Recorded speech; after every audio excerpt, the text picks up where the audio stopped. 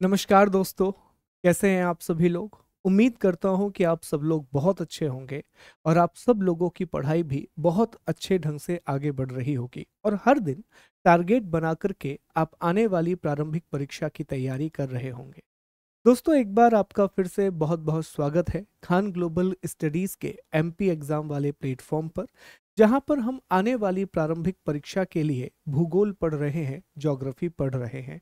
और इसी के तहत हमने भारतीय कृषि को पढ़ना शुरू किया था, इंडियन एग्रीकल्चर को पढ़ना शुरू किया था। देखिए, अब तक इस सीरीज में 8 लेक्चर हो चुके हैं। ये हमारा 9वां लेक्चर है और इसका एक कंबाइंड पीडीएफ मैंने प्रोवाइड करा दिया था। तो अगर आपको अब तक पीडीएफ नहीं मिला है तो जो कमेंट बॉक्स में एक लिंक पिन की गई है, हर लेक्चर के कमेंट बॉक्स में आपको लिंक मिल जाएगी। उस लिंक पर जाकर के हमारे टेलीग्राम चैनल को ज्वाइन करें और वहां आपको पीडीएफ उपलब्ध करा दी जाएगी। 8 लेक्चर तक का पीडीएफ मैं अपलोड कर चुका हूं और आज क्लास के बाद 9वें लेक्चर का पीडीएफ भी आपको मिल जाएगा। तो दोस्तों, कल की क्लास में हमने दो बातों का अध्ययन कर लिया था। कल एक तो हमने भारतीय कृषि का सामान्य परिचय पढ़ लिया था और साथ ही साथ हमने कृषि के प्रमुख प्रकारों के बारे में भी बात कर ली थी। सामान्य परिचय में हमने यह जाना था कि जो एग्रीकल्चर शब्द है, ये लैटिन भाषा के दो शब्दों एग्री और कल्टस से मिलकर के बना हुआ है। एग्री का अर्थ होता है मृदा और कल्टस का अर्थ होता है कल्टीवेशन करना, अर्थात खेती करना। हमने भारतीय कृषि की बात की कि भारत को एक कृषि प्रधान देश कहा जाता है, इंडिया को एग्रेरियन कंट्री कहा जाता है, क्योंकि भारत की 54.6% जो आबादी है, वो जनसंख्या जो है वो कृषि पर निर्भर करती है। वहीं इस पूरी जनसंख्या का या कृषि का भारत की जीडीपी या जीवीए में 18.6% का योगदान है। 18.6% का कंट्रीब्यूशन है। इसका मतलब बहुत बड़ी जनसंख्या एक बहुत छोटा सा हिस्सा जीवीए का बना रही है, ग्रॉस वैल्यू एडिशन का बना रही है। भारत में अब भी कृषि मानसून पर निर्भर है, इसीलिए भारत में कृषि को मानसून का जुआ कहा जाता है, गैम्बल ऑफ मानसून कहा जाता है। देखिए, भारत में अगर हम कुल भूमि की बात करें तो जो नेट सॉन एरिया है वो 42.57% है, 42.57% है। इसके बाद हमने कृषि के प्रकारों का अध्ययन करना शुरू किया था। सबसे पहले हमने प्रारंभिक जीविका निर्वाह कृषि के बारे में पढ़ा और हमने जाना ऐसी कृषि जिसमें आदिम तकनीक, आदिम औजार और जो पूरी तरह से पर्यावरण पर निर्भर रहती है, जिसमें बेहद कम उत्पादन होता है, उसे प्रिमिटिव एग्रीकल्चर कहा जाता है। इसी के विपरीत हमने एक्सटेंसिव फार्मिंग की बात की या विस्तृत कृषि की बात की। इसमें आधुनिक उपकरणों का प्रयोग किया जाता है, आधुनिक कृषि तकनीकों का प्रयोग किया जाता है और एक बहुत बड़े जमीन पर अधिक उत्पादन वाली कृषि की जाती है। भारत में 1965 के बाद जब हरित क्रांति आ गई तो हरित क्रांति के बाद से ही एक्सटेंसिव फार्मिंग की जा रही है और दुनिया भर के लगभग हर एक देश में एक्सटेंसिव फार्मिंग को ही बढ़ावा दिया जा रहा है, क्योंकि इसमें उत्पादन ज़्यादा होता है, क्योंकि इसमें प्रोडक्शन ज़्यादा होता है। इसके बाद हमने अगला जो प्रकार देखा वो शिफ्टिंग एग्रीकल्चर या स्थानांतरणीय कृषि थी। तो इसमें भी हमने जाना कि ये अधिकांशतः जनजातियों के द्वारा की जाने वाली खेती है, जिसमें पहले जंगल को काटा जाता है, उस क्षेत्र पर कृषि की जाती है। कुछ समय के बाद जब वह हिस्सा अनुपजाऊ हो जाता है, जब वो फर्टिलिटी उसकी कम हो जाती है, तो दूसरे हिस्से को काटा जाता है, फिर वहां एग्रीकल्चर किया जाता है और दोबारा से फिर जब तक 2-3 सालों में पुराने हिस्से की फर्टिलिटी बढ़ जाती है तो फिर वहां पर एग्रीकल्चर करना शुरू कर दिया जाता है। अब शिफ्टिंग एग्रीकल्चर को दुनिया के में भी अलग अलग नामों से जाना जाता है और भारत में भी अलग अलग नामों से जाना जाता है, जहां से प्रश्न बनने की संभावना है। तो हमने जाना कि मध्य प्रदेश में दाहिया या बेवर कहते हैं, आंध्र प्रदेश में पोंडू या पेंडा कहते हैं, ओडिशा में बरोगो, पमादबी, कोमन या सीदा के नाम से जाना जाता है, छत्तीसगढ़ में दीपा, दक्षिण पूर्वी राजस्थान में तालरे या वाल्तरे, पश्चिमी घाट में कुमारी, हिमालयन क्षेत्र में खिल, झारखंड में करुवा और उत्तर पूर्वी प्रदेश में इसे झूमिंग कृषि के नाम से जाना जाता है। वहीं अगर हम देशों की बात करें तो मध्य अमेरिका और मैक्सिको में इसे माल्या के नाम से जाना जाता है। वहीं वियतनाम वाले क्षेत्र में इसे रे के नाम से जाना जाता है। वेनेजुला में कोनुको कहते हैं, ब्राजील में येका, मध्य अफ्रीका मसोले, इंडोनेशिया लदांग। इस नाम से शिफ्टिंग एग्रीकल्चर या झूमिंग कृषि को अलग अलग भागों में जाना जाता है। दोस्तों, इसके बाद हमने जैविक कृषि की बात की। ऑर्गेनिक फार्मिंग का अर्थ सिर्फ यह होता है कि कृषि करने के लिए अच्छे बीजों का इस्तेमाल किया जाए, सिंचाई की अच्छी प्रणालियों का प्रयोग किया जाए। वो बिल्कुल मॉडर्न एग्रीकल्चर जैसा ही होगा, लेकिन इसमें एक चीज अलग होती है कि उत्पादन बढ़ाने के लिए किसी भी प्रकार के रसायन का प्रयोग नहीं किया जाता, केमिकल्स का प्रयोग नहीं किया जाता। फर्टिलाइजर्स के रूप में जैविक पदार्थों से बनाए गए फर्टिलाइजर, जैसे गोबर से, बची हुई फसल से, कुछ फ्रूट से, इस तरीके से, मतलब जो वेस्ट होता है उससे खाद बनाई जाती है और उस खाद का प्रयोग उत्पादन बढ़ाने के लिए फर्टिलाइजर के रूप में किया जाता है। हमने यह देखा कि भारत का एक राज्य है सिक्किम, जिसे 2016 में विश्व का पहला पूर्ण रूप से जैविक कृषि वाला राज्य घोषित किया गया, ऑर्गेनिक फार्मिंग वाला स्टेट डिक्लेयर किया गया। अभी हम जब जानेंगे तो आपको पता चलेगा कि जैविक कृषि और जीरो बजट फार्मिंग में क्या अंतर आता है। फिर हमने अगला एक्वाफोनिक के बारे में पढ़ा, तो यहाँ भी मैंने आपको दो बातें बताई थी कि एक्वाफोनिक दो अलग अलग शब्दों से मिलकर के बना है। इसमें एक शब्द आता है एक्वाकल्चर और दूसरा शब्द आता है हाइड्रोफोनिक्स। एक्वाकल्चर का अर्थ होता है जलीय जीवों को पालना, उसे एक्वाकल्चर कहा जाता है। और हाइड्रोफोनिक का अर्थ होता है बिना मिट्टी के जल का प्रयोग करके जब हम खेती करते हैं तो उसे हाइड्रोफोनिक कहा जाता है। तो अब इसकी प्रक्रिया हमने आपको बताई थी कि एक टैंक में मछली को रख दीजिए, उसके मल का प्रयोग हम अमोनिया या नाइट्रेट के रूप में कर लेंगे, फिर पानी फिल्टर हो जाएगा और उसी पानी को मछली के टैंक में दोबारा भेज दिया जाएगा। तो ये कहा जाता है कि आने वाले समय में जब जलवायु परिवर्तन होगा तो हमें इस प्रकार की कृषि की आवश्यकता होगी, क्योंकि भूमि की स्थिति बदल जाएगी, जल की स्थिति भी बदल जाएगी। तब यही कृषि हमारे लिए आधार बनेगी, तो इस पर और रिसर्च करने की आवश्यकता है। इसमें जैव उर्वरकों इसमें भी आप देखेंगे कि फर्टिलाइजर्स का प्रयोग या केमिकल्स का प्रयोग नहीं किया जाता है दोस्तों। इसके बाद हम आगे बढ़े, हमने सहकारी कृषि की बात की, तो वो भी हमने आपको बताया था कि मान लीजिए कि चार अलग अलग किसान हैं, उनके अलग अलग खेत हैं, अगर वो आपस में आकर के कृषि कार्य करने लगे तो हम इसे सहकारी कृषि कहेंगे, इसे हम कोऑपरेटिव फार्मिंग कहेंगे। 1947 में भारत की आज़ादी के बाद ही सहकारी कृषि को बढ़ावा दिया गया है, क्योंकि इस प्रकार की कृषि में लागत कम हो जाती है और लाभ ज़्यादा हो जाता है। तो ये एक बहुत अच्छा सॉल्यूशन हो सकता है भारत में किसानों की समस्याओं को सुलझाने का, इंडिया में फार्मर्स की प्रॉब्लम को डील करने का।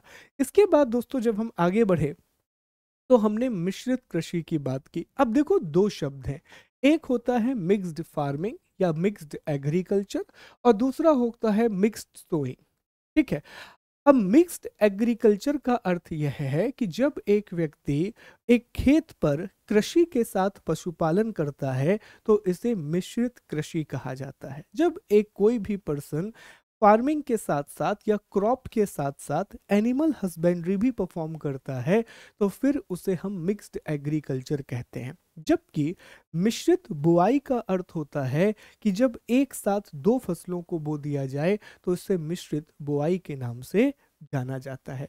इसके बाद आखिर में जो कल हमने पढ़ा था वो ट्रक फार्मिंग के बारे में पढ़ा था। देखिए, ट्रक फार्मिंग जो शब्द है वो अमेरिका से आया है और इसका संबंध सब्जियों से है। It is purely associated with the vegetable, और विशेष तौर पर ऐसी सब्जियां जो कि एक दो दिन में खराब हो जाती हैं। तो ये अमेरिका में ऐसा कल्चर है, या दुनिया के लगभग हर देश में यही कहा जाता है कि जो भी मुख्य बाजार है तो मुख्य बाजार के इतने दायरे में सब्जियां उगाई जानी चाहिए कि 5 से 6 घंटे में उनको ट्रांसपोर्ट किया जा सके। तो अमेरिका में यही होता था मंडी है, मंडी से 5-6 घंटे की दूरी पर ही खेत होते थे और वहां से ट्रकों के द्वारा सब्जियां लाई जाती थी, तो इसे ट्रक फार्मिंग कहा गया। और आज भी आप देखिए सब्जी मंडियों में जाकर के ट्रक या फिर ट्रैक्टर या फिर जो भी छोटा हाथी, इन सब का प्रयोग करके सब्जियों को लाया जाता है। तो इतनी बातें हमने कल तक पढ़ी थी। उम्मीद है कि आपको चीजें याद हुई होंगी, आपने चीजों को रिवाइज किया होगा। आज की क्लास बेहद जरूरी है क्योंकि आज हमें रिसर्च इंस्टीट्यूट के बारे में पढ़ना है, साथ ही साथ हमें कुछ विशेष तथ्य भी पढ़ना है, हमें कुछ इंपॉर्टेंट फैक्ट भी स्टडी करने हैं। पर उससे पहले हमें जीरो बजट नेचुरल फार्मिंग के बारे में पढ़ना है। तो हमारा जो अगला टॉपिक है वो है जीरो बजट नेचुरल फार्मिंग। अक्सर इस रूप में ये लिखा रहता है। अगर आप देखेंगे तो ZBNF इसका फुल फॉर्म भी पूछा जा सकता है, तो याद रखेंगे इसका फुल फॉर्म है जीरो बजट नेचुरल फार्मिंग। क्या है इसका कंसेप्ट, क्या है इसमें कीवर्ड क्या है, ये समझ लीजिए। देखिए इसका जो पूरा का पूरा कंसेप्ट है दोस्तों, ये किसके द्वारा दिया गया था, तो कर्नाटक, महाराष्ट्र, आंध्र प्रदेश, इस पूरे क्षेत्र में ये कृषि की जाती है। और भारत में इस कंसेप्ट को सुभाष पालेकर लेकर के आए थे, या हम ये कह सकते हैं कि इस कंसेप्ट को देने वाले व्यक्ति का नाम सुभाष पालेकर है, जिन्हें जीरो बजट प्राकृतिक खेती का जनक पाया माना जाता है। भारत में इस कृषि पद्धति का प्रचलन दक्षिण भारत में मुख्य रूप से कर्नाटक और आंध्र प्रदेश में है। अब सर ये किस प्रकार की कृषि है? अब इसमें दो अलग अलग शब्द हैं। देखो पहला शब्द इसमें दिया गया है जीरो बजट और दूसरा इसमें दिया गया है नेचुरल फार्मिंग। तो जीरो बजट का अर्थ यहाँ पर यह है दोस्तों कि कृषि करने के लिए किसी भी व्यक्ति को ना उधार लेना पड़े, ना उसकी लागत ज्यादा हो, कम से कम बिल्कुल लगभग जीरो के बराबर लागत होनी चाहिए। अब जब लागत कम होगी तो बट नेचुरल सी बात है कि प्रॉफिट बढ़ेगा। ठीक है, तो इसका पहला फोकस है कि इस प्रकार से कृषि की जाए कि व्यक्ति की लागत कृषि में जो लग रही है, जो इनपुट कॉस्ट है, वो बहुत कम हो जाए। तो अब ये कैसे कर किया जाएगा? ये ऐसे किया जाएगा कि देखिए सिंचाई इस तरह से की जाए कि बड़ी बड़ी मशीनों का प्रयोग ना करना पड़े, ड्रिप इरिगेशन जैसी चीजों का प्रयोग किया जाए। जो खाद है या हम कहें जो फर्टिलाइजर है, वो पूरी तरह से ऑर्गेनिक हो, और सिर्फ ऑर्गेनिक नहीं होना चाहिए, ऐसा ऑर्गेनिक जो व्यक्ति ने खुद खेत में तैयार किया हो। क्योंकि मान लीजिए अगर मैं ऑर्गेनिक फर्टिलाइजर किसी और से खरीदता हूं तो फिर मेरी कॉस्टिंग बढ़ जाएगी। तो जीरो बजट और नेचुरल फार्मिंग, जीरो बजट का अर्थ है लागत को न्यूनतम करना, और नेचुरल फार्मिंग का अर्थ है रसायन का प्रयोग नहीं किया जाएगा, किसी भी प्रकार के केमिकल का प्रयोग नहीं किया जाएगा। तो बात समझ में आ गई? अगर कोई भी आपसे पूछे कि जीरो बजट नेचुरल फार्मिंग क्या है, तो आप बताएंगे कि जीरो बजट का अर्थ है कृषि की लागत को अत्यंत कम करना या लगभग शून्य के समान करना, और नेचुरल फार्मिंग का अर्थ होता है रसायन के स्थान पर जैविक खादों का प्रयोग करना, और ऐसे जैविक खाद जो खुद उसी खेत में तैयार किए गए हों। फिर अगला प्रश्न पूछेगा कि जीरो बजट नेचुरल फार्मिंग का कंसेप्ट किस व्यक्ति ने दिया था, तो आप बताएंगे कि यह कंसेप्ट सुभाष पालेकर के द्वारा दिया गया था। मिस्टर सुभाष पालेकर ने यह कंसेप्ट दिया था, जिसकी तारीफ खुद नरेंद्र मोदी जी ने की थी, और इसे पूरे देश में फैलाने की बात की गई थी। फिर तीसरा प्रश्न पूछेगा कि यह कृषि मुख्य रूप से किन क्षेत्रों में की जाती है, तो कर्नाटक, आंध्र प्रदेश और अब कुछ हद तक महाराष्ट्र के क्षेत्रों में भी कुछ कुछ जगह पर जीरो बजट नेचुरल फार्मिंग को परफॉर्म किया जा रहा है। अब इसमें 4 स्तंभ है। ये जो जीरो बजट नेचुरल फार्मिंग है, इसके 4 पिलर हैं, और ये आपको पता होना चाहिए क्योंकि पूछा जा सकता है which of the following is not the pillar of zero budget natural farming. निम्नलिखित में से कौन जीरो बजट नेचुरल फार्मिंग का स्तंभ नहीं है? तो इसके टोटल 4 पिलर हैं, इसके कुल 4 स्तंभ हैं। सर कौन कौन से हैं? सबसे पहले है जीवामृत, ठीक है, दूसरा है बीजामृत, तीसरा है आच्छादन मल्चिंग, और चौथा है वास्पा। जीवामृत का अर्थ यह होता है कि इसमें पालतू पशुओं के गोबर, मलमूत्र आदि को उपयोग में लाया जाता है। बीजामृत का अर्थ यह होता है कि यह फसल को बीमारियों से बचाता है। यह भी बिल्कुल जीवामृत के समान ही होता है। मल्चिंग का मतलब यह है, ये मृदा में आर्द्रता और वातन में सहायक करता है। ये बेसिकली क्या करता है दोस्तों, इस मल्चिंग में हम क्या करते हैं, मिट्टी को ढक के रख देते हैं क्रॉप रेजिडुअल से, जिससे टॉप सॉइल प्रोटेक्ट रहती है। जो मिट्टी की सबसे ऊपरी परत है वो संरक्षित रहती है, वो कंजर्व रहती है। और फिर आता है वाष्प। तो पानी इस तरह से देना, जल और वायु इस तरह से देना कि बहुत अधिक सिंचाई की आवश्यकता ना पड़े, बहुत एक्सटेंसिव इरिगेशन की जरूरत ना पड़े। तो ये चार इसके स्तंभ हैं। मैं फिर से बता दूं, ये याद रखिएगा, जीवामृत, बीजामृत, आच्छादन और वाष्पा। अब इसमें एक और जोड़ा गया है हाल ही के दिनों में, वो है इंटरक्रॉपिंग। तो अब आप जाएंगे माय गवर्नमेंट की वेबसाइट पे, तो पहले 4 पिलर होते थे, रिसेंटली इसमें एक और ऐड किया गया है इंटरक्रॉपिंग। तो इसे जीरो बजट प्राकृतिक खेती का पंचामृत भी कहा जाता है। तो जीवामृत में मिट्टी में सूक्ष्म जीवों और केंचुओं को बढ़ाना है। बीजामृत में मिट्टी में होने वाली बीमारियों से रक्षा करना है। आच्छादन में खरपतवार की वृद्धि को रोकना है और नमी को बनाए रखने के लिए पौधों को ढकना है। वापसा में सिंचाई की जरूरत कम करना है, मतलब कम से कम पानी लगे। और इंटरक्रॉपिंग में एक फसल के साथ दूसरी फसल को भी उगाना है। ठीक है, तो ये आपको याद रखना है। ये सुभाष पालेकर जी हैं, जिन्होंने कर्नाटका के क्षेत्र में जीरो बजट नेचुरल फार्मिंग का कंसेप्ट शुरू किया था। तो देखिए दोस्तों, ये बेहद जरूरी है। यहाँ से 2-3 प्रश्न बन सकते हैं जो मैंने आपको बताए हैं। पहला, जीरो बजट नेचुरल फार्मिंग क्या है, ये मुख्य रूप से कहाँ पर की जाती है, इसे भारत में किसने शुरू किया है, इसके 5 स्तंभ कौन कौन से हैं, या इसके 5 पिलर कौन कौन से हैं। तो बीजामृत, जीवामृत, वापसा, ठीक है, इसके अलावा इंटरक्रॉपिंग और मल्चिंग अर्थात आच्छादन। ठीक, तो ये इसके 5 अलग अलग पिलर हैं। मेक श्योर कि आपको याद रहे, this is very very very much important. एक बार इसको देखिए, फिर हम आगे बढ़ते हैं, अगले टॉपिक पर आते हैं।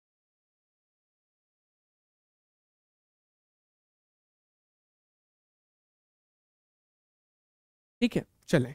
अब देखिए, हम कृषि के कुछ अन्य प्रकारों की बात कर लेते हैं। अब इन्हें मैं प्रकार नहीं कहूंगा, ये बेसिकली अलग अलग प्रकार के कल्चर हैं। जैसे आपने विटी कल्चर का नाम सुना होगा, तो ये शब्द भी कई बार पूछ लिए जाते हैं। बहुत बेसिक जानकारी है, बट हमें पता होनी चाहिए, क्योंकि एग्जाम में ऐसे प्रश्न भी आ जाते हैं। विटी कल्चर क्या होता है, सेरीकल्चर क्या होता है, तो इनको एक बार हम पढ़ लेते हैं। मेक श्योर कि ये टेबल आपको याद रहे। देखिए, इसमें सबसे पहले आया है विटीकल्चर। तो विटीकल्चर का अर्थ होता है अंगूरों का उत्पादन करना। अब देखिए, मैं आपको एक रियल लाइफ एग्जांपल देता हूँ। रिसेंटली मैं गया हुआ था महाराष्ट्र, हमें 3 ज्योतिर्लिंग जाना था, तो मैं तीनों ज्योतिर्लिंग गए। तो वहाँ नासिक हम गए हुए थे। तो आप जान पाएंगे कि नासिक वाला जो क्षेत्र है वो अंगूर उत्पादन के लिए बेहद प्रसिद्ध है। और वहाँ पर जो अंगूर उगाया जाता है, तो वहाँ से एक बहुत अच्छी वाइन बनाई जाती है जो पूरी दुनिया में प्रसिद्ध है। बहुत सारी कंपनियां हैं वहाँ वाइन बनाने वाली, जो बहुत बड़े स्तर पर वाइन बनाने का काम कर रही हैं। तो वहाँ पर जब हम गए तो हमने देखा अंगूर के बहुत बड़े बड़े खेत हैं, और उन अंगूरों का प्रयोग मुख्य रूप से वाइन बनाने के लिए किया जा रहा है। चीकू वहाँ बहुत अच्छा होता है, अंजीर वहाँ बहुत अच्छा होता है। तो अंगूर उत्पादन को क्या कहा जाता है, विटीकल्चर कहा जाता है, cultivation and harvesting of grapes. तो याद रखिएगा, विटीकल्चर, अंगूरों का उत्पादन। दूसरा है पिसीकल्चर। अब जो पिसीकल्चर है, इसका अर्थ होता है मछली पालना। तीसरा है सेरीकल्चर, ये पूछा जा चुका है, रेशम का उत्पादन करना, सिल्क वॉर्म प्रोड्यूस करना। देखिए, रेशम के कीड़े बनाना, सिल्क वॉर्म, और रेशम के कीड़ों से फिर रेशम की प्राप्ति होती है, तो उसे हम सेरीकल्चर कहते हैं। ये पूछा गया प्रश्न है। हॉर्टिकल्चर हम सभी लोग जानते हैं, विभिन्न प्रकार के फलों का जब हम उत्पादन करते हैं तो उसे हम हॉर्टिकल्चर कहते हैं। Production of the various type of fruits on commercial scale, तो इसे क्या कहा जाता है, हॉर्टिकल्चर। अब पहले ये 4 याद कर लो, भागना नहीं है, धीरे धीरे क्लास में ही याद करके जाना है, ताकि जब दूसरी या तीसरी बार रिवीजन करो तो वो चीजें बहुत आसानी से याद हो जाएं। तो सबसे पहले हमने आपको क्या पढ़ाया, विटीकल्चर। तो विटीकल्चर का अर्थ क्या था, अंगूरों की खेती करना। फिर दूसरा हमने क्या पढ़ा, तो आप जान पाएंगे हमने सेरीकल्चर के बारे में पढ़ा। तो सेरीकल्चर का अर्थ क्या था, सिल्क वॉर्म पालना, ताकि रेशम का उत्पादन किया जा सके, रेशम के कीड़ों से रेशम का उत्पादन करना। फिर हमने हॉर्टिकल्चर के बारे में पढ़ा। तो हॉर्टिकल्चर का अर्थ क्या है, फलों की खेती करना, फ्रूट्स की खेती करना। और फिर हमने एक पिसीकल्चर पढ़ा, अर्थात मछलियों का उत्पादन या मछलियों को पालना कमर्शियल उद्देश्य के लिए। तो उस मछली पालन को हम क्या कहते हैं, पिसीकल्चर के नाम से जानते हैं। ठीक है, तो विटीकल्चर, पिसीकल्चर, सेरीकल्चर और हॉर्टिकल्चर, ये चार हो गए। चारों को एक बार दिमाग में रिमाइंड करा लो, ये चारों का अर्थ क्या है। ठीक है, आगे बढ़ते हैं। इसके बाद दोस्तों अगला है आर्बोरिकल्चर। आर्बोरिकल्चर विशेष प्रकार के वृक्षों तथा झाड़ियों की जब खेती की जाती है तो उसे आर्बोरिकल्चर कहा जाता है। मैं कहूंगा कि ये उतना महत्वपूर्ण नहीं है, पर हमें पढ़ना है ताकि रिस्क ना लें और पढ़ लें चीजों को। पर ये चारों बेहद जरूरी थे। फिर है मैरीकल्चर। तो समुद्री जीवों का उत्पादन करना क्या कहलाता है, मैरीकल्चर। अब देखो ये याद करने में मुश्किल नहीं होगी, क्योंकि हम समुद्री जीवों को क्या कहते हैं, मरीन लाइफ। तो ये जो मरीन शब्द है, उसी मरीन शब्द से क्या बना हुआ है, मैरी शब्द बना हुआ है।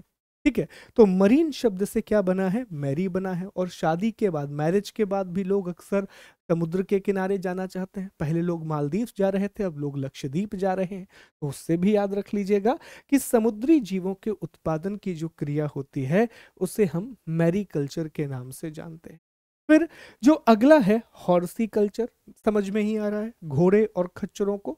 तो यहां मैं ये कहूंगा कि ये तीनों याद करने की आवश्यकता नहीं है, ये तीनों याद करने की आवश्यकता नहीं है। हॉर्सिकल्चर पूछ लेगा, समझ आ जाएगा कि सर यहाँ पर रेजिंग हॉर्सेस एनिमल्स की बात की जा रही है। मैरीकल्चर मरीन जो जीव होते हैं, समुद्री जीव होते हैं उनका।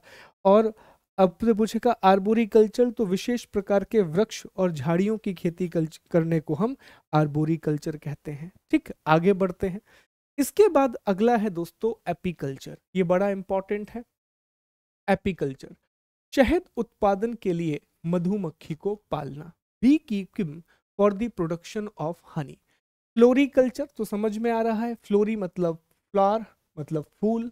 ठीक है, सिल्वीकल्चर ये भी पूछा गया है, वनों के संरक्षण एवं संवर्धन से कार्य। हम पढ़ेंगे, जब मैं आपको वन वाला टॉपिक पढ़ाऊंगा तो वहां मैं आपको सिल्वीकल्चर पढ़ाऊंगा।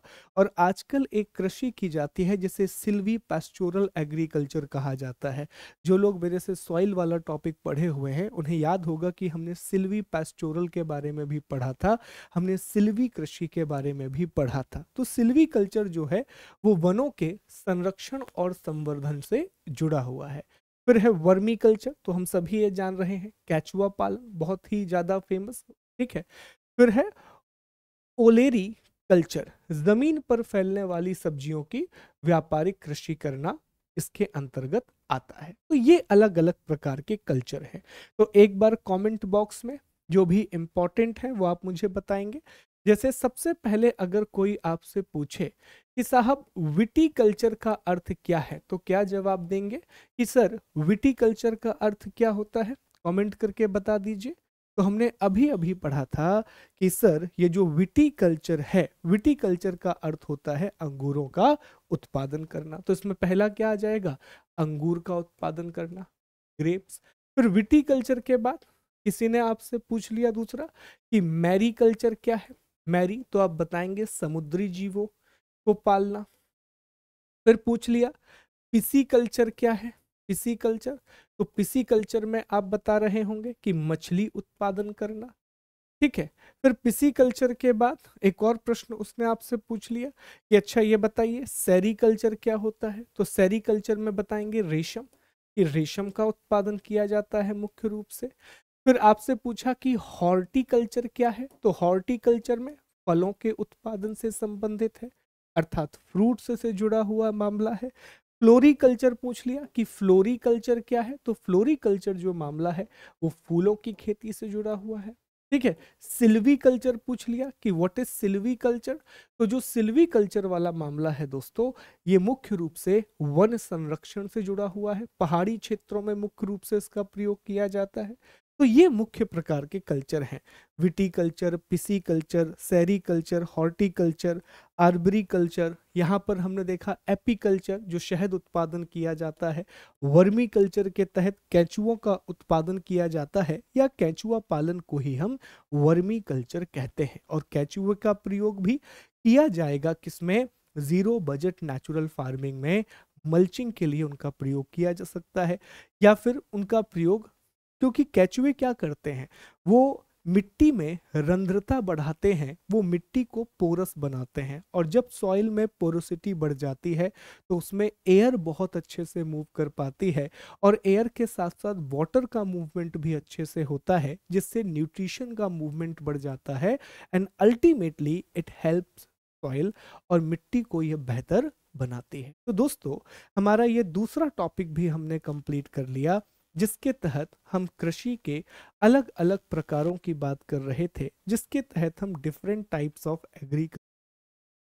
चलिए दोस्तों, तो इस तरह अब तक हम जो टॉपिक कंप्लीट कर चुके हैं एग्रीकल्चर के तहत, हमारे दो टॉपिक कंप्लीट हो चुके हैं। एक तो हमने चर्चा कर ली है कृषि के सामान्य परिचय की, जनरल इंट्रोडक्शन ऑफ एग्रीकल्चर की, और साथ ही साथ हमने कृषि के प्रकारों की बात कर ली है। अब हम एक और महत्वपूर्ण टॉपिक पढ़ने वाले हैं, और इसका नाम है भारत के प्रमुख कृषि अनुसंधान केंद्र, इंडिया के most important agriculture research institute. देखिए दोस्तों, ये टॉपिक बेहद ज़रूरी है, और यहाँ से भी सीधे सीधे प्रश्न पूछे जाते हैं। सबसे पहले थोड़ा सा एक बैकग्राउंड आप समझिए। देखिए, भारत में एक संस्था है जिसका नाम है ICAR, अर्थात Indian council of agricultural research, भारतीय कृषि अनुसंधान परिषद। ICAR ही एग्रीकल्चर रिसर्च को बढ़ावा देने के लिए भारत में एक नोडल रिसर्च इंस्टीट्यूट की तरह काम करती है, जो कृषि मंत्रालय के तहत आती है, मिनिस्ट्री ऑफ एग्रीकल्चर के अंतर्गत आती है। अब ICAR भारत में दो तरह से रिसर्च को बढ़ावा देती है। एक तो इसके भारत में 113 अलग अलग रिसर्च इंस्टीट्यूट है। जी हाँ दोस्तों, 113 अलग अलग अनुसंधान केंद्र हैं, और लगभग 74 यूनिवर्सिटीज हैं, ऑलमोस्ट 74 यूनिवर्सिटीज हैं। तो जितने भी संस्थान अब हम पढ़ने जा रहे हैं वो ICAR से जुड़े हुए हैं, और उसी के अंडर में वो काम करते हैं। तो क्या सर हमें 113 संस्थान पूरे पढ़ने पड़ेंगे? सवाल ही पैदा नहीं होता। यहाँ पर मैंने लगभग 15 से 20 सबसे महत्वपूर्ण संस्थान चुने हैं, और उसके अलावा जो प्रश्न हैं वो कॉफी बोर्ड, रबर बोर्ड, तंबाकू बोर्ड, चाय बोर्ड, डेयरी बोर्ड, यहाँ से भी पूछे जाते हैं। तो उसके लिए हमने एक अलग स्लाइड बनाई है। दोस्तों, जिस तरह की मेहनत हमने झील वाले अध्याय में की थी कि एक बढ़िया सा मैप और हर एक जगह की अलग अलग जानकारी, उसी प्रकार की मेहनत मैंने अनुसंधान वाले टॉपिक में भी की है। और आपको एक छोटी सी बात बता दूं कि इसमें मेरे साथ एक घटना भी हुई। देखिए, मैंने पूरा ये नोट्स बना लिया था, पूरा ये मैप कंप्लीट कर लिया था, और पता नहीं कैसे ये फाइल सेव नहीं हुई। तो जो 3-4 घंटे की मेरी मेहनत थी वो पूरी खराब हो गई, और फिर मुझे इसे दोबारा से रिक्रिएट करना पड़ा। तो इसलिए थोड़ा सा इसमें और ज़्यादा समय मुझे लग गया, बिल्कुल डबल मेहनत हो गई। हाँ, बस ये था कि पहली बार में 4 घंटा लगा था, तो दूसरी बार में वही काम 1.5 से 2 घंटे में हो गया, क्योंकि चीज़ें बहुत सारी याद थी तो बहुत ईजिली उनको बना लिया गया। पर एक घटना हुई, मैंने कहा आपके साथ साझा कर दिया जाए। ठीक है, तो चलिए, बहुत अच्छे से पढ़िएगा, कमेंट में चीज़ों के आंसर देते रहिएगा। अगर आप कमेंट नहीं कर रहे हैं तो कम से कम चीज़ों को बोलिए जरूर। जब आप चीज़ों को बोलेंगे 2 से 3 बार तो अल्टीमेटली चीज़ें आपको याद होंगी। ठीक, तो एक एक करके संस्थानों के बारे में पढ़ते हैं, फिर अन्य तथ्य के बारे में पढ़ते हैं, और इस क्लास को हम समाप्त करते हैं। ठीक है, देखिए, सबसे पहले हम जो शुरुआत करेंगे दोस्तों, वो हिमाचल प्रदेश से शुरुआत करेंगे। तो हम सभी जानते हैं कि हिमाचल प्रदेश की राजधानी का नाम क्या है। तो हिमाचल की राजधानी का नाम है शिमला, और शिमला में दोस्तों केंद्रीय आलू अनुसंधान संस्थान है, सेंट्रल पोटैटो रिसर्च इंस्टीट्यूट है। इंग्लिश मीडियम वाले विद्यार्थी बिल्कुल परेशान नहीं होंगे, आपके लिए भी मैंने एक सेपरेट पीपीटी बना दी है जो आपको पीडीएफ में मिल जाएगी। फिलहाल मैं आपको इंग्लिश बोलते जाऊंगा और हिंदी में आप सुनते जाइएगा। तो शिमला हिमाचल प्रदेश की राजधानी में केंद्रीय आलू अनुसंधान संस्थान है, सेंट्रल पोटैटो रिसर्च इंस्टीट्यूट है। अंडरस्टूड, याद रखिएगा, प्रश्न पहले पूछा जा चुका है। इसके बाद जो अगली जगह आती है वो है पंजाब। पंजाब में दो चीजें हैं, एक तो जालंधर में पशु स्वास्थ्य संस्थान है जो इंपॉर्टेंट नहीं है, सबसे इंपॉर्टेंट है लुधियाना में स्थित मक्का अनुसंधान केंद्र, मेज रिसर्च इंस्टीट्यूट। अब आप कहेंगे सर ये क्यों इंपॉर्टेंट है, तो देखिए दोस्तों, 2023 को यूनाइटेड नेशन ने अंतरराष्ट्रीय मोटे अनाजों के वर्ष के रूप में मनाया है, इंटरनेशनल ईयर ऑफ मिलेट्स के रूप में मनाया है। भारत में भी श्री अन्न के रूप में मोटे अनाजों को बढ़ावा दिया जा रहा है।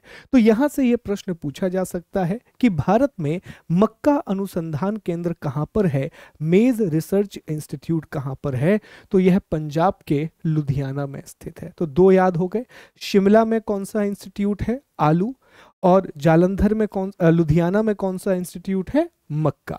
ठीक है, शिमला में आलू और लुधियाना में मक्का, याद रखिएगा। इसके बाद दोस्तों हम राजस्थान चलेंगे और राजस्थान में शुष्क क्षेत्र अनुसंधान केंद्र है, केंद्रीय शुष्क क्षेत्र अनुसंधान केंद्र, और ये जोधपुर में है दोस्तों, central arid area research centre. यहां पर इस बात का पता किया जाता है कि जो एरिड रीजन्स हैं वहां पर किस प्रकार की खेती की जाएगी। ठीक है, तो यहां पर एरिड रीजन्स में जो एग्रीकल्चर है उसकी प्रैक्टिसेस क्या होंगी इसका पता लगाया जाता है। तो केंद्रीय शुष्क क्षेत्र अनुसंधान केंद्र राजस्थान के जोधपुर में स्थित है। ठीक है, इसके बाद दोस्तों हम यूपी चलेंगे। अब यूपी में बहुत सारे रिसर्च सेंटर हैं। ठीक है, सबसे पहले यूपी का कानपुर, और कानपुर में एक बहुत इंपॉर्टेंट रिसर्च सेंटर है जिसका नाम है दलहन अनुसंधान केंद्र। और अभी मैं आपको याद करा दूंगा एक एक चीज, परेशान नहीं होना है। यूपी के कानपुर में कौन सा सेंटर है, दलहन अनुसंधान केंद्र, अर्थात यहां पर पल्सिस का रिसर्च इंस्टीट्यूट है, और इसका एक रीजनल हेडक्वार्टर भोपाल में भी है। हेडक्वार्टर कानपुर में है और रीजनल हेडक्वार्टर भोपाल में भी है। तो Indian pulses research institute UP के कानपुर में है। दूसरा, यूपी का जो मऊ वाला रीजन है, मऊ यूपी में भी है, यहां भारतीय बीज अनुसंधान संस्थान है, और यह पूछा जा सकता है Indian seed research institute, Indian seed research institute, ये मऊ उत्तर प्रदेश में है। लखनऊ में भारतीय गन्ना अनुसंधान, वाराणसी में सब्जी अनुसंधान, और झांसी में चारा अनुसंधान केंद्र देखने के लिए मिलता है। तो यूपी में बहुत सारे रिसर्च इंस्टीट्यूट। एक बार रिपीट करेंगे मेरे साथ, अगर आपसे किसी ने पूछा कि दाल अनुसंधान केंद्र कहां पर है, पल्स रिसर्च सेंटर कहां पर है, तो क्या जवाब देंगे, कानपुर। दूसरा पूछा सब्जी अनुसंधान केंद्र कहां पर है, वेजिटेबल रिसर्च इंस्टीट्यूट कहां पर है, तो जवाब देंगे वाराणसी। और तीसरा सबसे इंपॉर्टेंट, बीज अनुसंधान केंद्र, सीड रिसर्च सेंटर कहां पर है, तो जवाब देंगे ये मऊ में स्थित है। कहां पर है दोस्तों, मऊ में। उसके अलावा चारा झांसी में है, वो उतना इंपॉर्टेंट नहीं है। और गन्ना कहां पर है, लखनऊ में है। ये पूछा जा सकता है कि शुगर कैन रिसर्च इंस्टीट्यूट कहां पर है, तो ये लखनऊ में स्थित है। ओके, तो एक बार रिपीट करना, 2-3 बार 4 बार रिपीट करेंगे हम क्लास में ही। शिमला में हमने क्या पढ़ा था, आलू, लुधियाना में मक्का, जोधपुर में एरिड रीजन अर्थात शुष्क क्षेत्र की कृषि, कानपुर में दलहन, लखनऊ में गन्ना, बनारस में सब्जी, और मऊ में बीज, और झांसी में चारा। इस तरह से याद कीजिए। ठीक है, इस तरह से याद कीजिए, अपने आप चीजें याद होंगी। इसके बाद दोस्तों हम उड़ीसा चलेंगे, और उड़ीसा में 2 सबसे इंपॉर्टेंट जगह है एग्रीकल्चर रिसर्च के लिए। एक जगह है कटक और दूसरी जगह है भुवनेश्वर। कटक में है दोस्तों भारत का चावल अनुसंधान संस्थान, और जितने लोग पेपर की तैयारी कर रहे हैं जान रहे हैं कि सर यहाँ से प्रश्न बनता है, ये प्रश्न पहले भी पूछा जा चुका है कि राष्ट्रीय चावल अनुसंधान संस्थान कहाँ पर है, नेशनल राइस रिसर्च इंस्टीट्यूट कहाँ पर है, तो ये ओडिशा की राजधानी कटक में स्थित है। इसके बाद भुवनेश्वर। अब भुवनेश्वर में एक ऐसा संस्थान है जो एमपीपीएससी के सिलेबस से जुड़ जाता है। भुवनेश्वर में देखिए भारतीय जल प्रबंधन संस्थान है, इंडियन वाटर मैनेजमेंट इंस्टीट्यूट है। अब जल प्रबंधन हमारे सिलेबस का हिस्सा है, जल एक संसाधन के रूप में हमें पढ़ना है, वाटर एक रिसोर्स के रूप में हमें स्टडी करना है, तो ये आपको पता होना चाहिए कि भारतीय जल प्रबंधन संस्थान, इंडियन वाटर मैनेजमेंट सेंटर, ये उड़ीसा की राजधानी भुवनेश्वर में है। तो चावल कहाँ पर खाएंगे, कटक में। दाल कहाँ पर खाएंगे, कानपुर में। मक्का कहाँ खा रहे होंगे, लुधियाना में। ठीक है, याद रखिएगा। और सब्जी कहाँ खाएंगे, बनारस में खाएंगे। और भैया सब्जी के लिए फिर जो गाय है उनको चारा कहाँ से खिलाएंगे, तो झांसी से खिला देंगे। गन्ना शुक्र कहाँ पर होगा, लखनऊ में होगा। तो इस तरह से अब जब याद करते हैं ना चीजों को, अपना अपना तरीका बनाइए याद करने का, तो बहुत आसानी होती है याद करने में। ठीक है, और जल प्रबंधन संस्थान ये भुवनेश्वर में है, उड़ीसा में ही। इसके बाद दोस्तों हमें चलना होगा तेलंगाना की राजधानी हैदराबाद। अब हैदराबाद बेहद जरूरी है, क्योंकि हैदराबाद में दोस्तों सबसे इंपॉर्टेंट फिलहाल जो भारत के लिए है और एग्जाम के लिए है, वो है दोस्तों मोटे अनाज का अनुसंधान केंद्र, इंडिया का नेशनल मिलेट रिसर्च इंस्टीट्यूट, सबसे इंपॉर्टेंट। अब अभी मैंने आपको बताया कि मोटे अनाज की चर्चा बहुत ज्यादा हो रही है, मिलेट्स की चर्चा बहुत ज्यादा हो रही है, तो ये प्रश्न पूछा जा सकता है। इसके अलावा तिलहन, ऑयल सीड, पल्स कहां पर है, कानपुर में। और ऑयल सीड कहां पर है, हैदराबाद में। ऑयल सीड कहां पर है, हैदराबाद में। फिर आप देखें केंद्रीय शुष्क भूमि कृषि, dry land farming. Dry land farming ये एरिड है, ये ड्राई लैंड फार्मिंग है। ठीक है, एरिड फार्मिंग कहां पर है, जोधपुर में। और ड्राई लैंड फार्मिंग कहां पर है, हैदराबाद में। ये छोटी सी चीजें कंफ्यूज कर जाती हैं एग्जाम में। ड्राई लैंड फार्मिंग हैदराबाद और एरिड फार्मिंग जोधपुर, याद रखिएगा इस चीज को। तिलहन हैदराबाद और राष्ट्रीय कृषि अनुसंधान एवं प्रबंधन academy, national agricultural research and management academy, ये भी कहां पर है, हैदराबाद में। तो देखो दो अकेडमीज इंस्टीट्यूट पढ़ लिए हमने, एक जल प्रबंधन भुवनेश्वर में और राष्ट्रीय कृषि अनुसंधान एवं प्रबंधन academy, national agricultural research and management academy, ये हैदराबाद में। बात समझ में आ रही है। अभी रिवीजन भी होगा तो सारी चीजें याद हो जाएंगी, बिल्कुल परेशान नहीं होना है। अब इसके बाद आप यहां पर चलिए आंध्र प्रदेश। आंध्र प्रदेश में दो इंपॉर्टेंट चीजें हैं दोस्तों। एक यहां पर केंद्रीय तंबाकू अनुसंधान संस्थान है, सेंट्रल टोबैको रिसर्च इंस्टीट्यूट है, जो कि राजमुंदरी में है। कहां पर है, राजमुंदरी में है। और राजमुंदरी के नीचे जब गुंटूर नाम की एक जगह है दोस्तों, यहाँ गुंटूर नाम की बहुत प्रसिद्ध जगह है आंध्र प्रदेश में, वहां तंबाकू बोर्ड है, नेशनल टोबैको बोर्ड। देखिए भारत में ये तीन चार बड़े इंपॉर्टेंट बोर्ड हैं, जैसे टी बोर्ड जो कलकत्ता में है, टोबैको बोर्ड जो आंध्र प्रदेश में है, स्पाइस और रबड़ बोर्ड जो कि केरला में है, कॉफी बोर्ड जो बेंगलुरु में है, और डेयरी बोर्ड जो कि गुजरात के आनंद में है। ठीक है, ये इंपॉर्टेंट बोर्ड है। तो इसमें आपको याद रखना है कि नेशनल टोबैको बोर्ड कहां पर है, आंध्र प्रदेश के गुंटूर में है। कहां पर है, आंध्र प्रदेश के गुंटूर में है। ठीक है, अब इसके बाद एक जगह और, इस मैप में एक जगह और जाना है, बेंगलुरु। तो बेंगलुरु में एक हमने अभी आपको बताया कि यहाँ राष्ट्रीय कॉफी बोर्ड है, नेशनल कॉफी बोर्ड है।